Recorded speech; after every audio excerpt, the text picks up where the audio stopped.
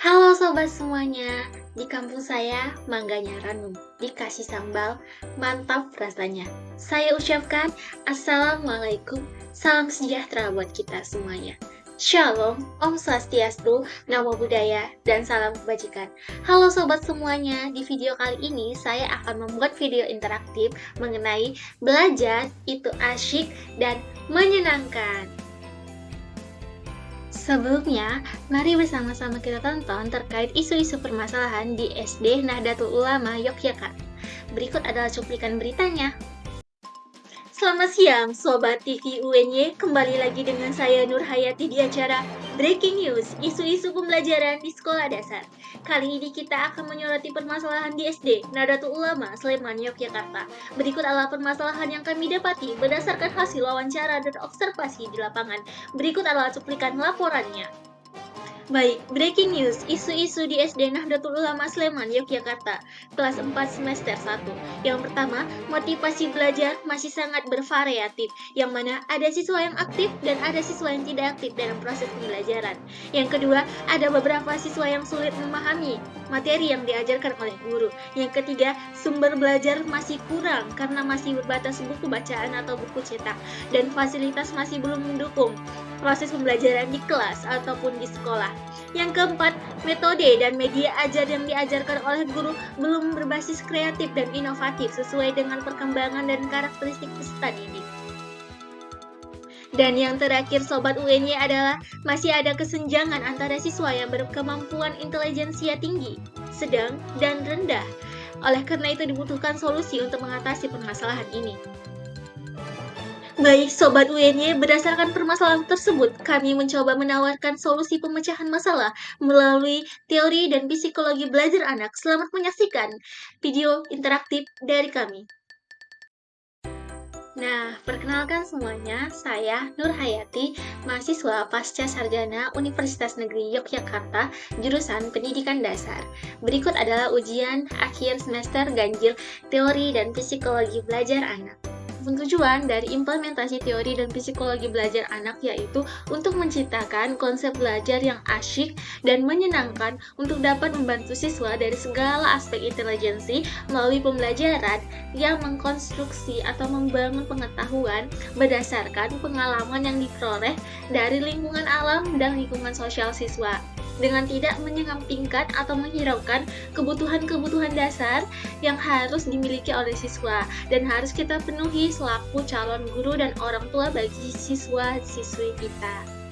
Berikut adalah tokoh yang digunakan dalam teori belajar, yakni teori konstruktif oleh Bapak Jean Piaget dan Lev Vygotsky, kemudian teori experience learning oleh Bapak David Cope, dan terakhir teori hierarchy of need oleh Bapak Hierarchy Maslow.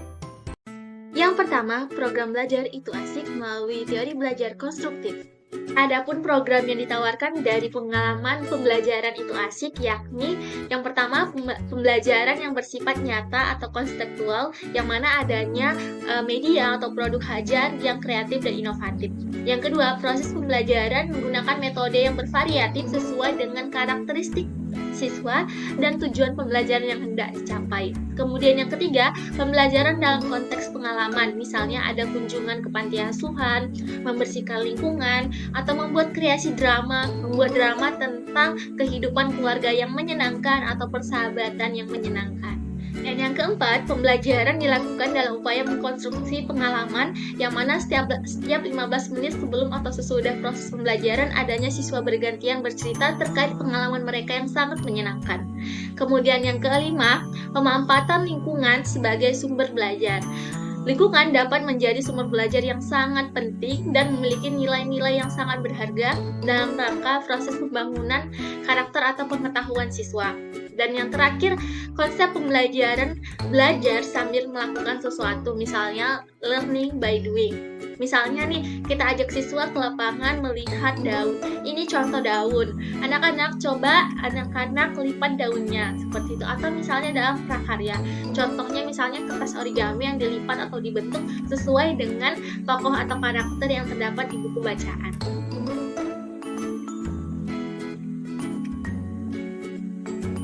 Yang kedua, pengalaman itu indah melalui teori belajar experience learning, David Cope.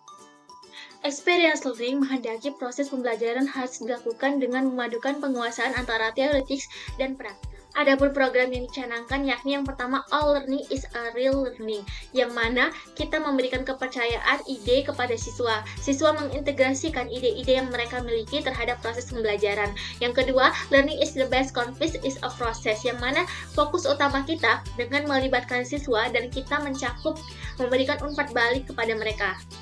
Yang ketiga, learning is holistic process education, yang mana kita mengajarkan kepada siswa bahwa belajar bukan hanya melalui pengetahuan, akan tetapi bisa dari memahami, mendengarkan, dan berperilaku. Yang keempat, learning requires a relation between elective, yang mana kita mengajarkan kepada siswa adalah dengan cara berdiskusi ataupun kerja kelompok adalah solusi dari pengerjaan suatu masalah. Yang kelima, learning is process of creating knowledge, yang mana siswa terlibat langsung dalam proses pembelajaran dalam pengetahuan sosial, kemudian siswa membangun kembali pengetahuan pribadi mereka sendiri. Dan yang keenam, learning is a result of synergy transaction, yang mana siswa diajak belajar keluar ruangan, misalnya ke perpustakaan, ke lapangan, arena bermain, sehingga dapat berinteraksi dan melakukan pengalaman secara langsung antara individu dengan lingkungan. Yang ketiga, piramida cinta by hierarchy Maslow. Piramida cinta ini dapat dibentuk dan ditempel di ruang kelas dan dicentang siswa setiap harinya. Jika ada yang kosong, maka guru harus memenuhi dan berusaha mengisi dari piramida cinta mereka. Yang pertama ada fisiologis, yang kedua rasa aman, yang ketiga sosial, yang keempat penghargaan, dan yang kelima aktualisasi diri. Piramida yang pertama yakni kebutuhan fisik atau fisiologis, yakni kebutuhan terkait makanan, minuman, ataupun sarapan mereka sebelum berangkat ke sekolah. Piramida yang kedua yakni kebutuhan rasa aman atau safety need, yang mana dalam proses pembelajaran kita harus memberikan rasa aman dan nyaman kepada siswa kita. Dan yang ketiga, kebutuhan akan cinta dan kasih sayang. Kita harus memberikan rasa perhatian, apresiasi kepada siswa kita sehingga dia merasa ada yang menyayangi ataupun ada yang memiliki. Piramida yang keempat yakni kebutuhan untuk dihargai. Kita harus memberikan motivasi belajar yang sangat kuat kepada anak. Misalnya, Dina sangat bagus dan kreatif dalam menulis dan menggambar, sehingga dia dapat mengembangkan motivasi dan kemampuan dirinya. Dan kebutuhan atau piramida yang kelima yakni aktualisasi diri, yang mana kita harus memberikan apresiasi yang penuh kepada siswa dan memberikan stimulus kepada siswa. Misalnya ada siswa yang rajin dalam menggambar, kita harus memberikan kesempatan kepada siswa tersebut untuk mengikuti kompetisi ataupun kejuaraan di luar dari sekolah, dan jika dia menang dia akan dapat memotivasi dirinya untuk belajar lebih giat lagi. Nah, untuk optimalisasi dari program pembelajaran belajar itu asik dan menyenangkan dibutuhkan 4 komponen utama. Yang pertama, pemerintah. Pemerintah harus menyediakan tempat atau wadah belajar yang nyaman, aman, bersih bagi peserta didik. Dan yang kedua adalah guru.